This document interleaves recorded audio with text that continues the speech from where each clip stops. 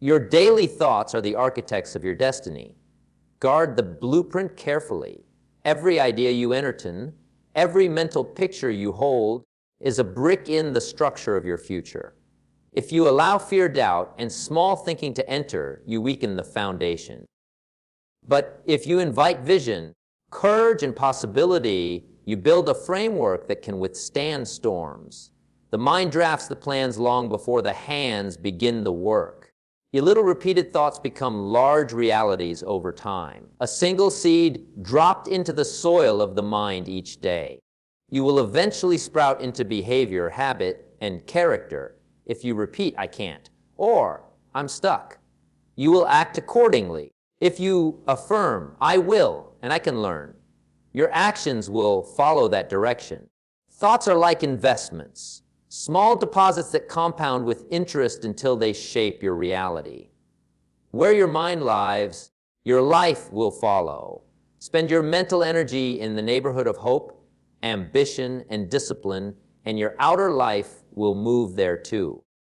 But if you linger in the back alleys of resentment and defeat, you will set up residence there without even realizing it.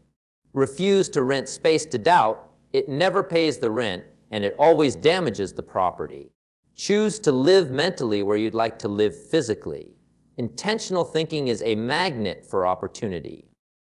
When your mind is focused on growth, your eyes spot openings others miss. Leads you. The right idea at the right time doesn't just fall into your lap. It walks toward the person who has been preparing for it in thought. Its solutions appear more often to those who have been rehearsing solutions in their minds. The world gives more to the person whose thinking has already made room for more. So train your mind like a craftsman trains his hands. Be deliberate about the books you read, the people you talk to, and the words you say to yourself when no one else is listening. Thought without action is just daydreaming, but thought paired with disciplined action is destiny. The person you are tomorrow is being built today, one thought at a time. So choose your materials wisely. Little repeated thoughts become large realities over time, whether you notice it or not. The mind doesn't distinguish between a seed of fear and a seed of faith. It simply grows what you plant and water. Each time you rehearse a small, negative thought, you're giving it permission to take root and spread. Before long, it becomes part of your belief system, guiding your choices and shaping your results without you even questioning it. Negative habits of thought are subtle. They rarely arrive with a warning sign. They sneak in as casual complaints, quiet doubts, or tiny excuses. But repetition gives them strength. A single that leads you, a single, "I can't," said once is harmless, but spoken daily, it becomes a personal law. And guard your mind like you guard a valuable garden. Weeds grow faster than fruit, and they don't need an invitation. On the other hand, small, positive thoughts work the same way. A simple belief in your ability, rehearsed daily, builds courage. Gratitude, practiced in little doses, trains the mind to look for blessings instead of problems. It's the same principle. Repetition turns thoughts into reflexes, and that leads your reflexes will either lift you toward your goals or drag you toward regret. Leads you. The most dangerous mistake is thinking thoughts don't matter because they're private. Every private thought eventually becomes public through your words, habits, and results. People can see the life your thinking has built, even if they never hear the thoughts themselves. The mind is a silent architect, but its work is always on display in the way you live. If you want to change your life, start small. Change the thoughts you allow on repeat. Replace the self-limiting phrase with a self-building one. Catch the quiet negativity before it builds a fortress. Because in time, the smallest thought repeated often enough becomes the loudest voice in your life. And you will always follow the loudest voice. Where your mind lies, your life will follow. If your thoughts are camped in fear, you'll live cautiously, avoiding risks that could have brought growth. If your mind dwells in resentment, you'll find reasons to be offended and miss chances for connection. But if you choose to live mentally in the space of vision, gratitude, and discipline, your actions will naturally follow that address. Your external life is simply the forwarding address of your internal residence. Refusing to rent space to doubt means being selective about the tenants you allow in your mental house. Doubt doesn't pay rent. It only damages the property. It whispers reasons why you can't, and if you listen long enough, you'll start believing them. But the cost of hosting doubt is far greater than the comfort it pretends to provide. It robs you of opportunities, progress, and peace of mind. Instead, fill your mental space with the kind of thoughts that strengthen the walls and widen the windows. Thoughts of courage bring in the light. That leads you. Thoughts of purpose build stronger flowers. The people who grow the most are not the ones who never face uncertainty, leads you, but the ones who don't give uncertainty the master bedroom. They let it knock at the door, but never let it move in. The challenge is that your mind will always have visitors, worriers, and what-ifs will show up uninvited. You can't stop them from knocking, but you can choose who gets to stay. Like any good landlord, you need a clear policy, no long-term leases for destructive thoughts. Keep the space reserved for ideas that will help you grow. If you live mentally in a place of possibility, you'll act like a person who belongs there. You'll walk differently, speak differently, and respond differently to setbacks. Eventually, your outer world will reflect your chosen inner address. So, that leads you, pick a good neighborhood for your mind, because that's where your life will be built. That leads you. Intentional thinking is one of the most powerful forces you can develop because it directs your attention like a compass. When you aim your mind toward growth, solutions, and opportunity, you begin to notice what others overlook. Leads you. It's not that the opportunities weren't there before. It's that they weren't on your mental radar. Like a magnet, the mind draws in what it's been tuned to seek. The opposite is true as well. A mind left untrained becomes like a sieve, letting valuable ideas slip through while catching only the dirt of complaints and problems. If you walk through life focusing on what's wrong, leads you, you'll unconsciously filter out the very things that could make it right. The danger isn't a lack of opportunity. It's a lack of focus to recognize and seize it. A magnet doesn't pull everything. It draws only what it's designed to attract. In the same way, your mind will attract the resources, people, and ideas that match the dominant tone of your thoughts. If you think in terms of possibilities, you'll find possibilities. If you think in limitations, you'll collect more reasons to stay stuck. Training your mind to be a magnet means being deliberate about what you feed it. The books you read, the conversations you join, and even the questions you ask yourself are all ways to strengthen that pull. You decide whether your mental magnet is aimed at excuses or aimed at progress. One leads to a heavier life, the other leads to a richer one.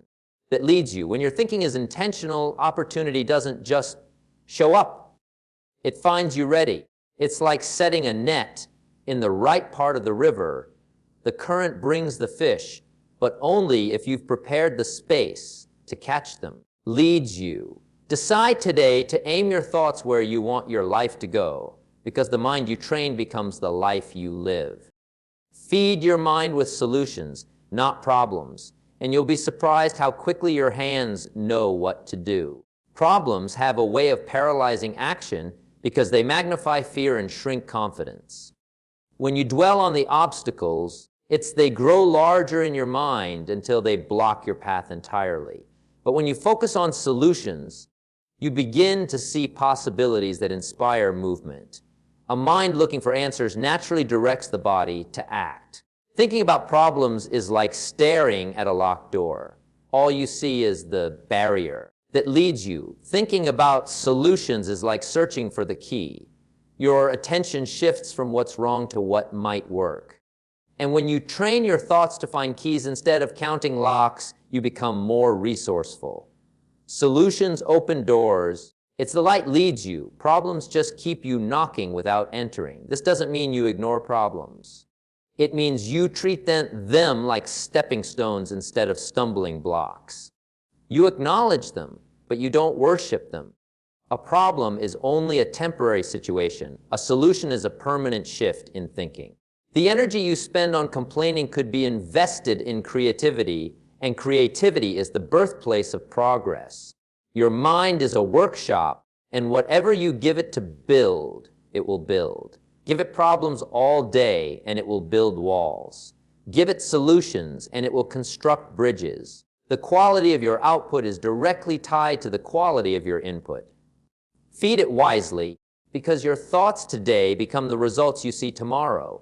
Make it a habit whenever a problem appears. Ask yourself, what can I do about it right now? That single question pulls your thinking into action mode.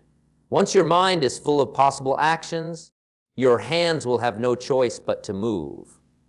The sooner you feed your thoughts with solutions, the sooner your life will begin to look like one.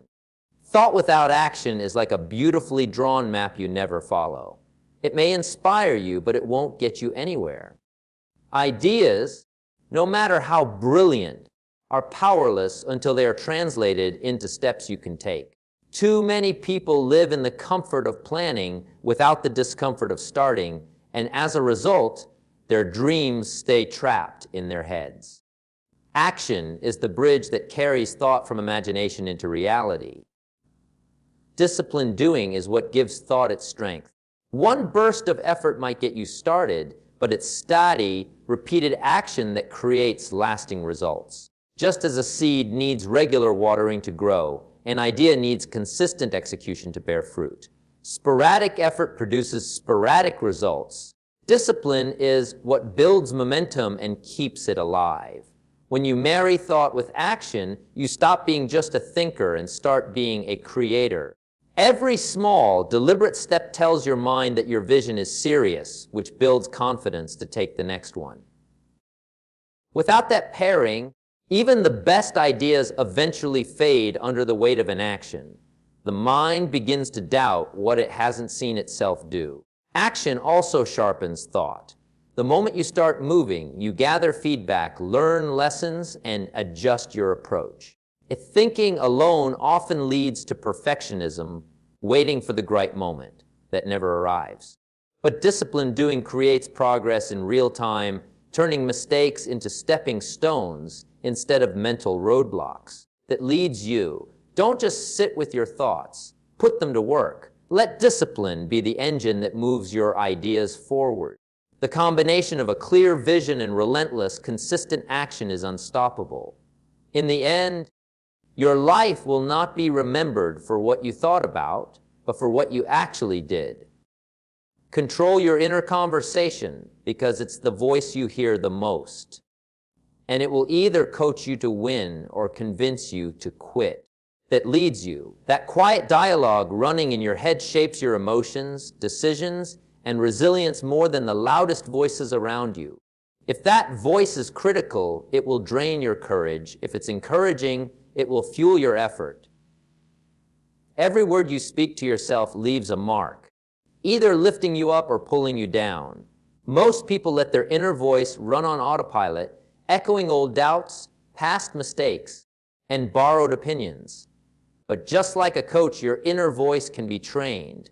A good coach doesn't let you slack off. Light that leads you, and your self-talk shouldn't either. It should challenge you to rise higher, push you when you slow down, and remind you of your potential when you forget it. The danger of ignoring your self-talk is that it becomes a quiet saboteur. You might be chasing a goal with your actions while undermining it with your words. Leads you, I'm not ready, I can't do this, or I'll probably fail, are like invisible weights tied to your ambition. You may still move forward, but you'll be dragging resistance every step of the way. To turn your inner voice into a true coach, feed it the language of possibility and responsibility. Replace? I can't? I'll learn how. And I failed with I'm learning. Speak to yourself as you would to someone you deeply care about. Firm when needed, but always constructive. This builds a habit of mental encouragement that becomes your default under pressure. Remember, that leads you, the world will give you enough critics. You don't need to be one of them. Make your inner voice your most loyal ally. Leads you, because it's the only voice you'll hear in every moment of victory, doubt, and decision. If you train it well, it will lead you farther than talent or luck ever could. Replace blame with responsibility, because the moment you shift ownership, you shift power. Blame is easy. It points the finger outward and excuses you from making changes. But while you're blaming, you're also giving away control. Responsibility, on the other hand, keeps the steering wheel in your hands. It says, if I had a part in creating this, that leads you, I can have a part in changing it. That mindset turns setbacks into projects instead of prisons. Blame is attractive because it feels like relief in the short term. It lets you walk away from the scene of the problem without looking too closely at your role in it. But that relief is temporary and it comes at the cost of growth. Responsibility might sting at first because it requires humility and honesty. Yet it builds strength, self-respect, and the ability to influence your own future. When you own your thoughts, you also own your results. Every outcome in life is preceded by a decision, and every decision is preceded by a thought. If you control the thinking, you influence the outcome. If you outsource the thinking, by blaming, you also outsource the results. Responsibility closes that loop and keeps the process in your hands. The great secret is that responsibility is empowering, not limiting. It's the same principle as a craftsman owning his tools. The better he maintains them, the better the work he produces. When you take responsibility for your mindset, you start making deliberate upgrades, replacing doubt with determination, fear with preparation, and laziness with discipline. So, drop the habit of pointing fingers, not because others are never at fault, but because the time you spend blaming is time you could spend building. The more you own, the more you can change. And the more you change, the more your life begins to reflect not what happened to you, but what you chose to make of it. Cultivate gratitude in your thinking, because it's the seed that makes the rest of life grow richer. Gratitude doesn't just notice what you have, it changes how you see it. When your mind is tuned to appreciation, even small things feel valuable, and challenges seem less threatening. This shift in perspective fuels hope and creativity, making it easier to see solutions before you only saw problems. Gratitude acts like fertile soil for the mind. Just as rich earth helps seeds sprout faster, a grateful mindset helps opportunities take root more easily. Leads you. You begin to recognize blessings in places others overlook, and that awareness sharpens your ability to use what you already have. When you see more value, you make more of it, and life responds in kind. A grateful mind is also more resilient. While frustration drains energy, gratitude replenishes it. It's not about pretending problems don't exist.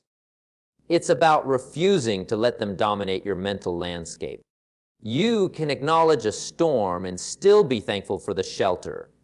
That kind of thinking keeps you steady when circumstances aren't. Gratitude also attracts people. Nobody enjoys the company of chronic complainers, but everyone gravitates towards someone who finds reasons to appreciate life. The energy of thankfulness draws support, resources, and goodwill, all of which make progress easier. When people know you see the good in them, they're more likely to share the good they have with you. Make gratitude a daily mental habit, not an occasional holiday exercise. Write it, speak it, and think it until it becomes part of your reflexes. Over time, you'll notice the world returning the favor, offering richer opportunities, deeper relationships, and a stronger foundation for growth. Leads you. What you appreciate appreciates.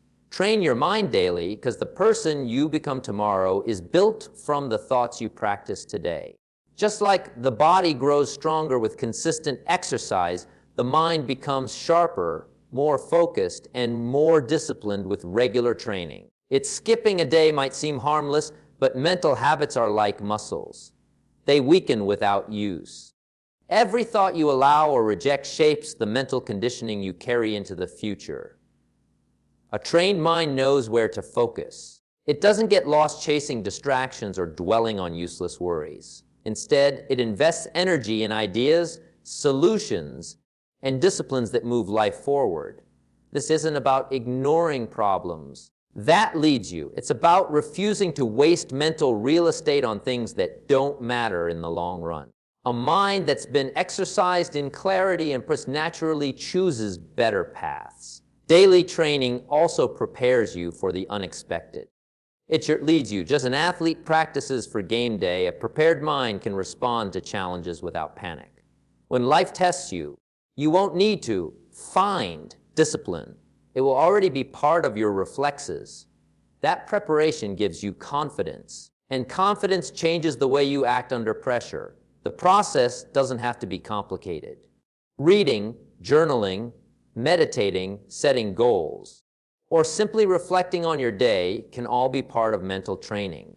What matters most is consistency.